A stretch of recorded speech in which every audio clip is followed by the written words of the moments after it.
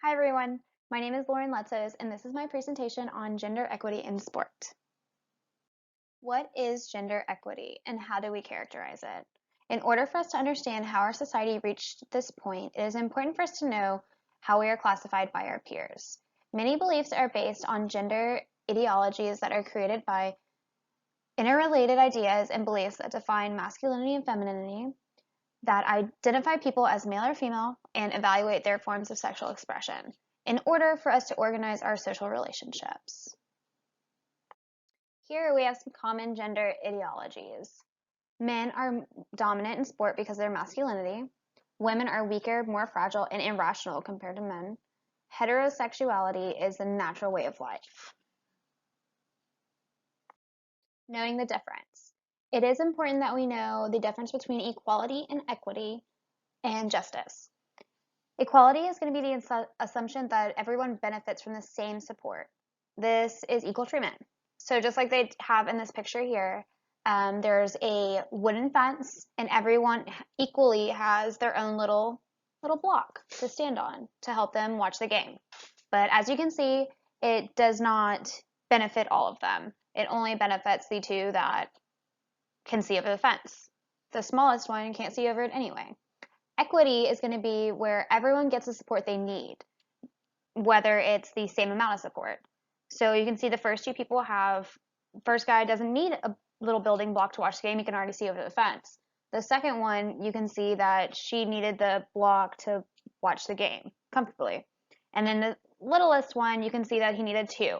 So that means that they used as their resources to promote equity to where they can all equally watch the game, even though they are not giving the equal amount of support. And then justice. Justice is where you can see all three can see the game because there's no cause for an inequality or inequity, and it was already addressed. So since it's a chain link fence, they can see through it. They don't need the extra support or help that they needed as they did in the first two. So before we can see justice, we must first reach equity. Okay, this is an overview of what we will be looking at on my presentation. So we're going to be looking at the airtime and the media coverage given to women, mostly current day. There is some that I intertwined from in the past. How women are sexualized in the sports world, and homosexuality in sport, and then men versus women pay. And these are the topics that I wanted to cover because those are the ones that I just felt a little bit more passionate about. So I have a couple examples following and we'll get into those in just a moment. Okay, we're going to be starting with airtime. So it is very clear that women are not given the same amount of airtime as men, whether it be college, professional, or even high school. There are a lot of high school football games, Friday Night Lights, I think it is, or Friday Night Football on the local channels. They go in and they cover the whatever prime high school football team is playing that weekend. So over the last 25 years, women have only been given 2% of airtime on ESPN. That's just always what I see. Most of the time when you see a female on ESPN, she's mostly covering a male sport, predominated sport. They're usually just commentators or interviewers. They're never really in the action. Men actually account for 90.1% of the sports editors who decide what receives airtime. There are many instances where females are not given the same amount of airtime just because people don't think that women's sports are real sports. I've heard people say that so often that it is infuriating because now you see the Women's World Cups going on right now and the United States is dominating, which is awesome. It's just an unfair advantage that men get, and the women's athletics is just kind of dying out because no one really knows when people play or how they play because it doesn't get any coverage whatsoever. Sexuality of sport. So as you can see from these three photos, these are current day issues of ESPN that I found. Usually they're all body issues, which is ironic because those are the only ones that I could kind of find that were female covers. They all are different body issues. And as you can see, their bodies are clearly shown, just showing that they have beautiful bodies, that they're beautiful women, but they are not fulfilling what they actually do. They're not demonstrating what their skills are or how they should be respected because they are athletes. Just because she's beautiful doesn't mean that I want to see her naked on the cover. I would rather see her in an action shot, like many of the men cover photos are.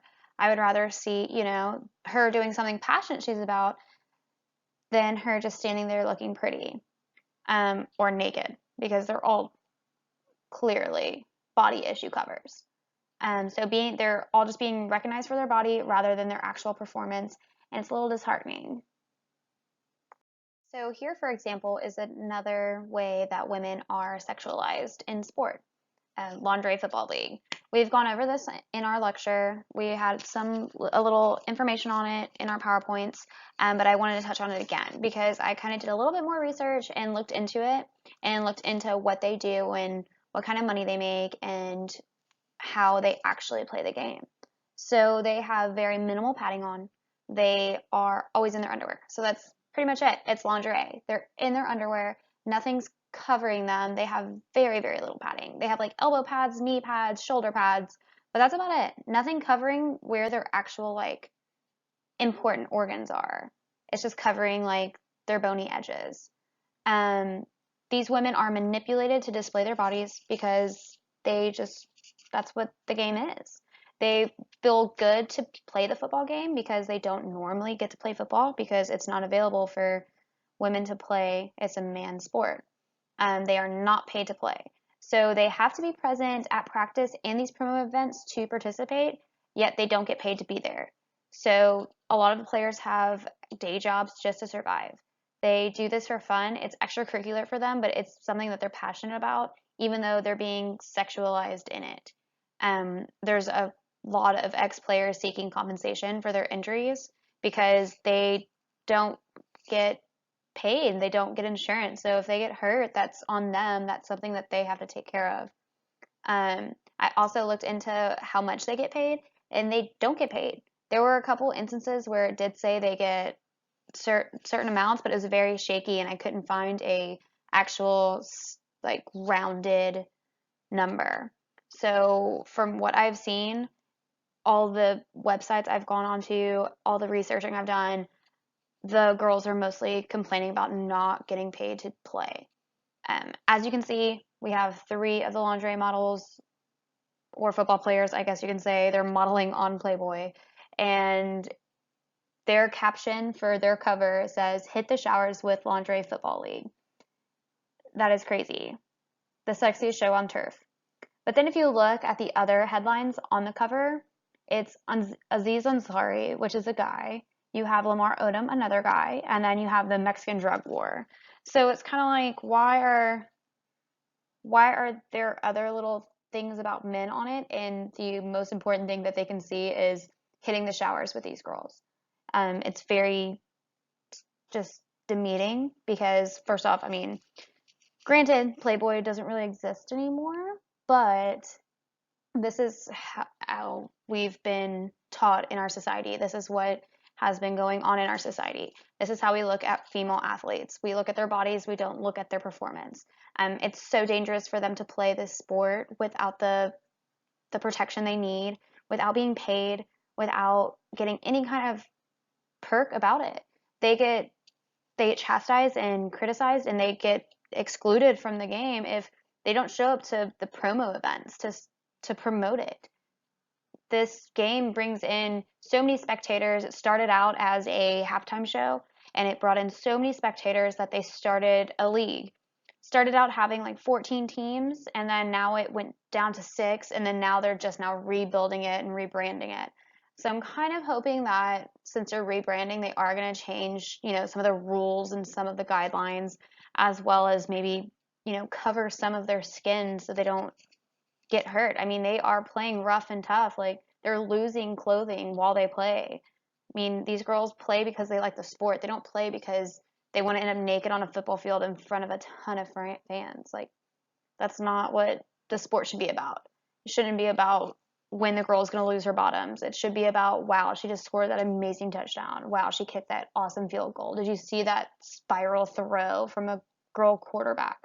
I think that is more professional and more just respected than running around on a football field in your underwear. So women are definitely sexualized in the lingerie football league. Homosexuality in sport. I chose Michael Sam's story to follow. As you can see, he looks very masculine on the left side, where he's, playing football. He's being very athletic. He's physically fit. He looks like a complete man. And then the other side, while he is still a complete man, is him celebrating being chosen in the draft with his boyfriend, which the media took over and kind of picked at. I mean, honestly, if anyone got chosen in the draft, I'm pretty sure that they would celebrate with their significant other. And I'm pretty sure I've seen, men get chosen and make out with their wife on TV or in their home like they kind of did. It doesn't seem uncommon to embrace someone that you love whenever you're celebrating.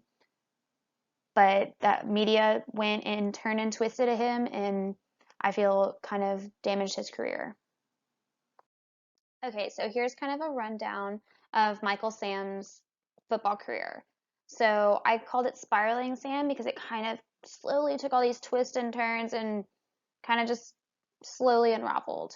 He was the first openly gay player in the draft. He went to the University of Missouri. He was a University of Missouri grad. On February 9th, 2014, he actually did an interview with the New York Times just coming out and saying, "I'm gay."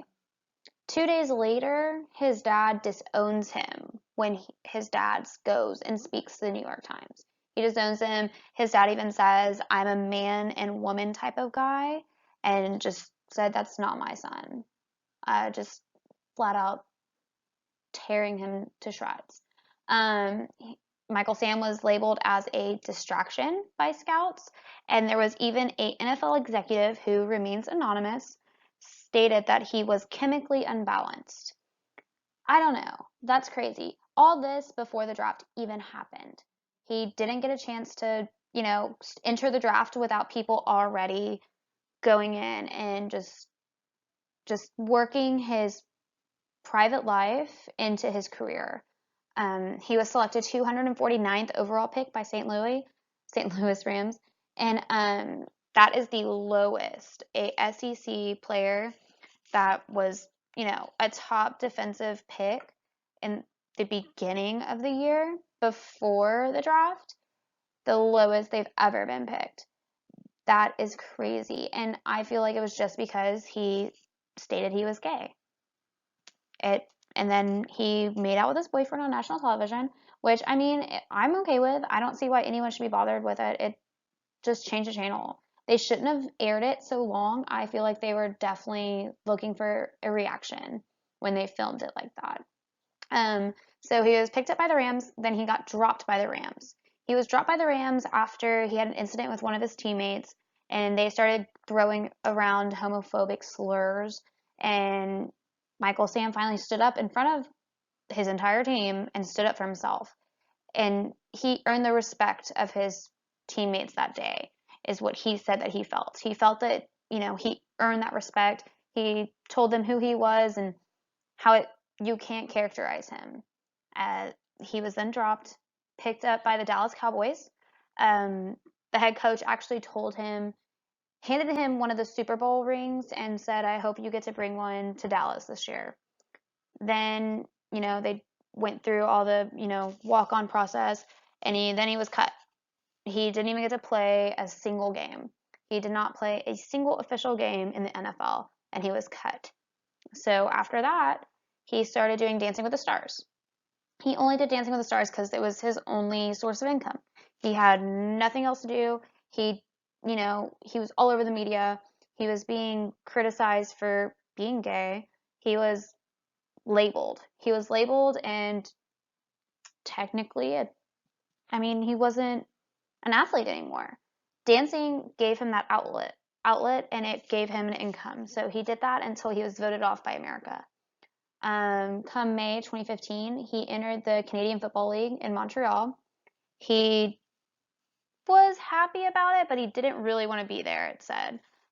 He felt like he had to do it for his gay community because he was the first gay CFL player in the league. So, it was an honor for him to kind of be a spokesperson almost, but he wasn't happy playing football at that point. He also found out his boyfriend might have not been there for him anymore because of all the media coverage. He was, getting perks out of it. He was getting attention as well as Michael Sam, but Michael didn't want that kind of attention. He just wanted to be himself.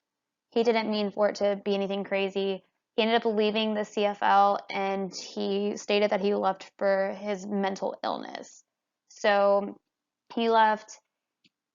It went downward from there. Kind of irrelevant to my presentation, but I believe that society definitely did interfere with his life, mainly his career, and that's just because of how our ideologies have been in the past and how they have to continue to change in order for people to get a fair chance in playing a sport or showing their abilities.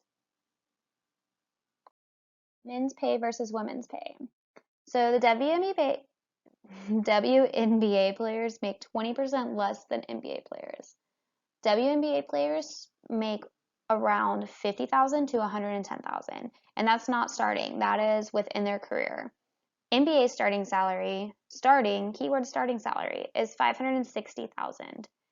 Then you have the NBA referees whose starting salary is $150,000. How does that make any sense? 150,000 when current WNBA players make less than that regardless. That is insane. They're referees. These women are playing the same sport.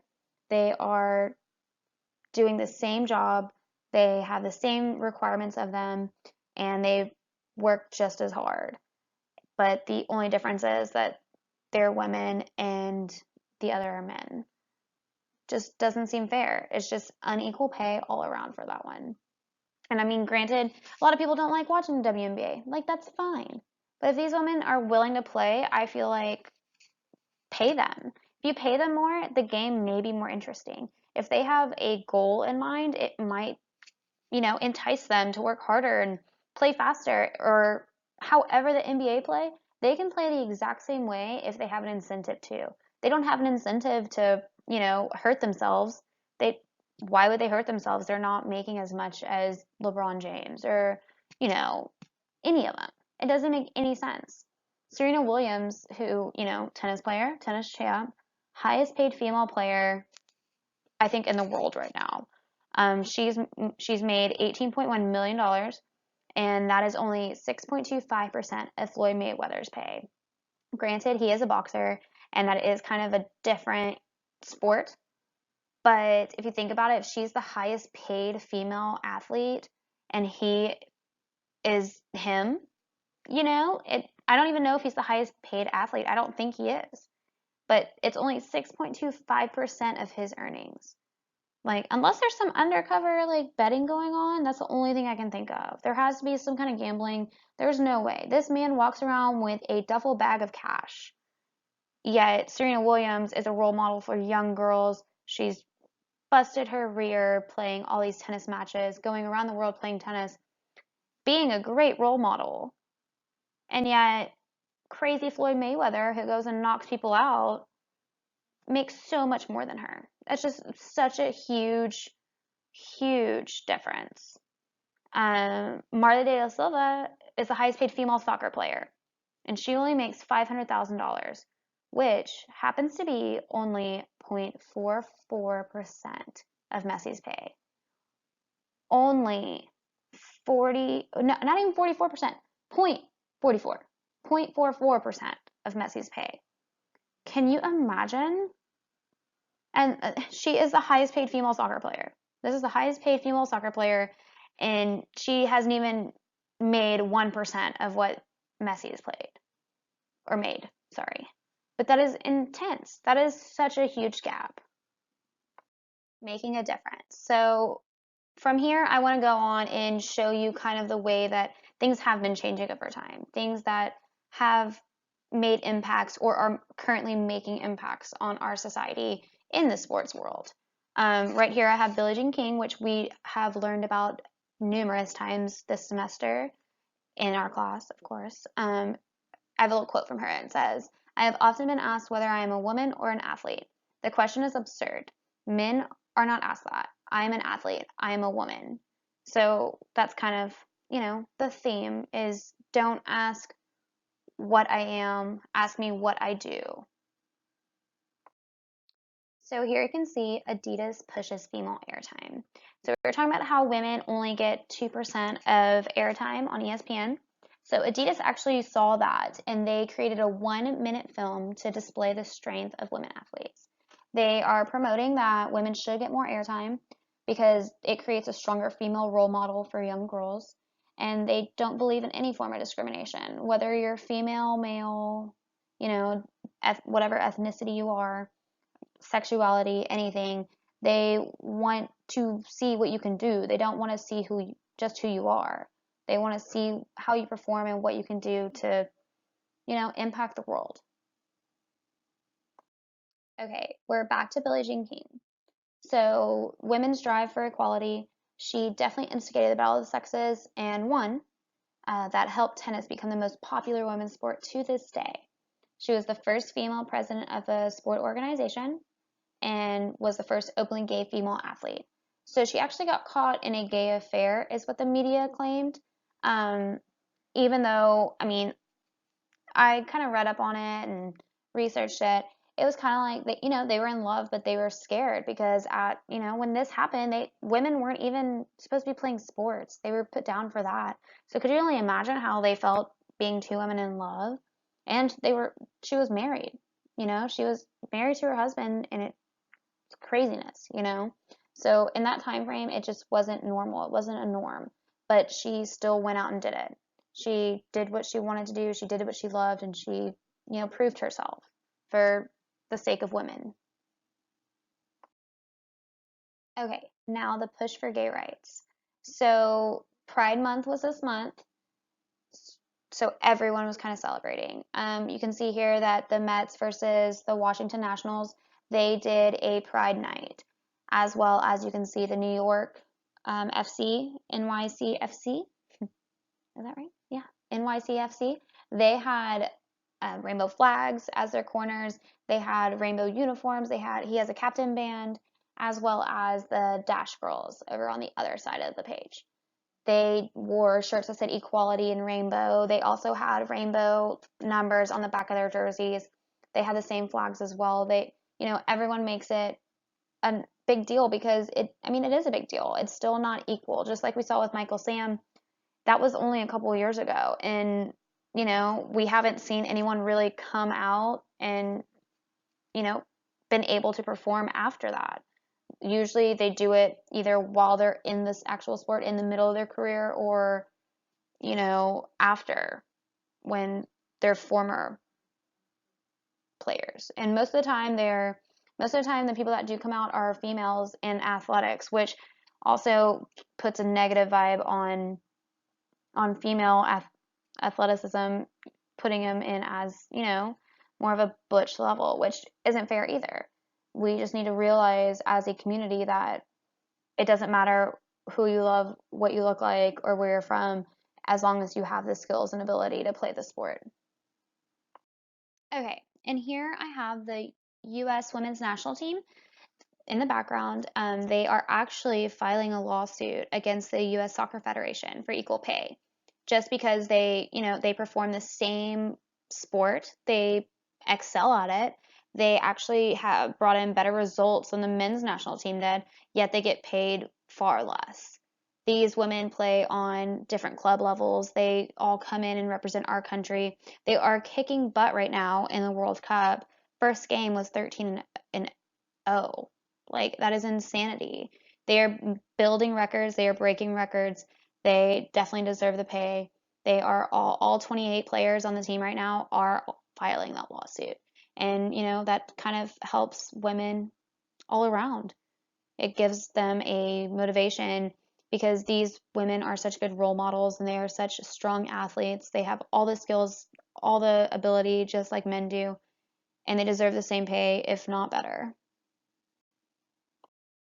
In conclusion, you have seen where our society kind of came from compared to the standards that were set long ago to now. That, you can see there's a little bit of evolution arising, but it's not done. It's not done here. It's not, there's still work to be done, but there is definitely hope. There is hope that we can build that bridge, that we can finally get across it and get full youth justice, like I was saying earlier, to where no one needs any sort of, extra help, where everyone's on an equal playing field. And that is what I think we all hope for. Thanks for watching, you guys.